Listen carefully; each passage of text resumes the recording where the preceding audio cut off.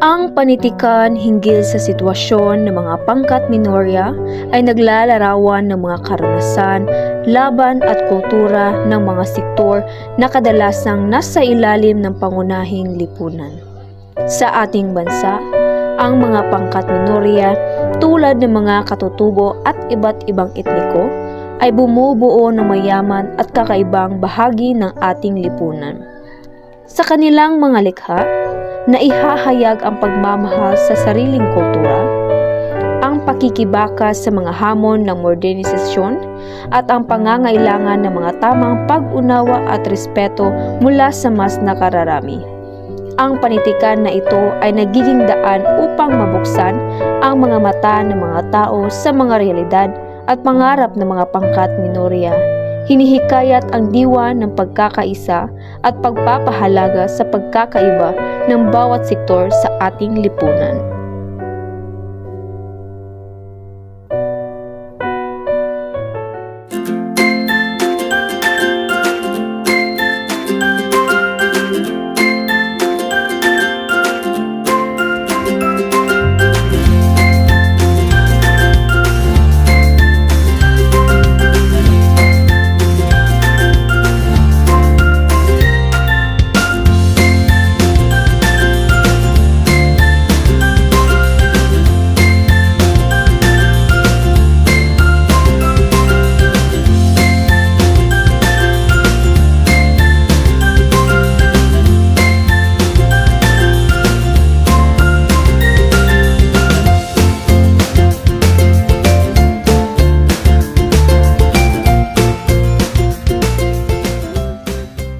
Noong nagdaang linggo, isang makabuluhang outreach program ang isinagawa ng aming grupo kung saan nagkaisa kaming magbahagi ng pagkain sa mga nangangailangan.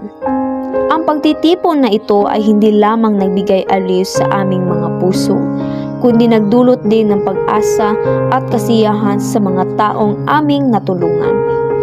Sa maagang bahagi ng umaga, masiglang nagtapos ang aming grupo upang ipreparang mabuti ang mga handa. Ang bawat isa sa amin ay nagbigay ng kanyang suporta at nagbahagi ng kanyang kasanayan sa pagluluto.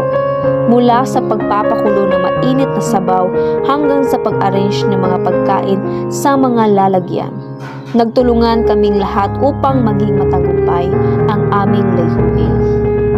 Sa pagdating ng oras na pag-aalay, puno ng saya at kaba ang aming mga puso. Ang mga taong aming inabutan ng pagkain ay bumubusog hindi lamang sa kumain, kundi sa init ng aming pagmamahal.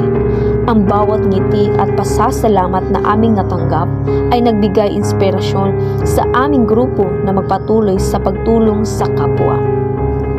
Bilang isa sa mga nagdala ng pagkain, nakita ko ang mga mata ng mga tumanggap na puno ng pasasalamat at pag-asa. Sa bawat kagat ng tinapay at lasa ng ulam, naging bahagi kami ng pagbabago sa kanilang araw.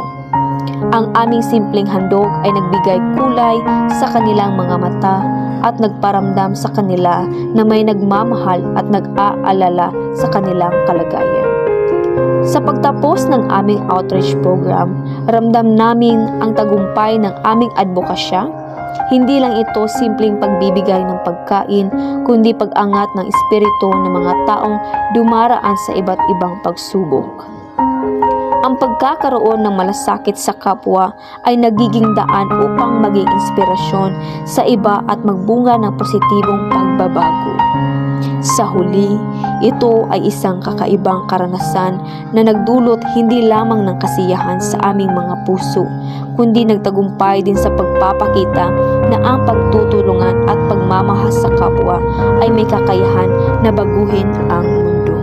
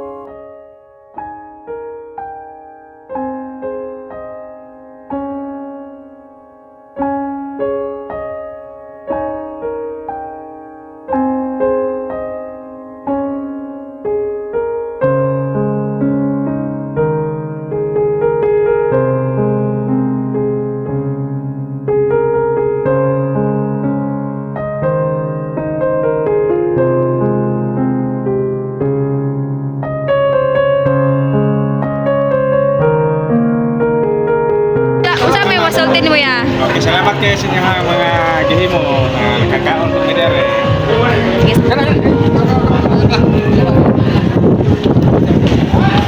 Sabay kasi na mo sa mga sarap. Ha? Lagi na lang yan. Lagi na.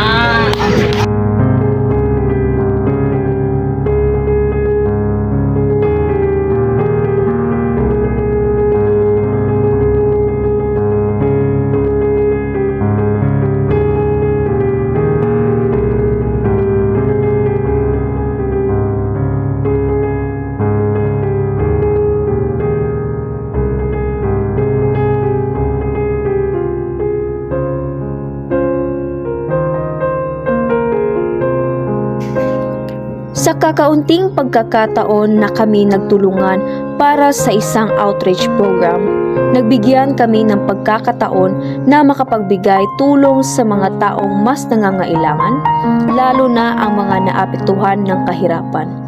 Isa sa mga pangunahing layunin ng aming aktibidad ay ang magdala ng kasiyahan at pag-asa sa mga taong nangangailangan ng tulong.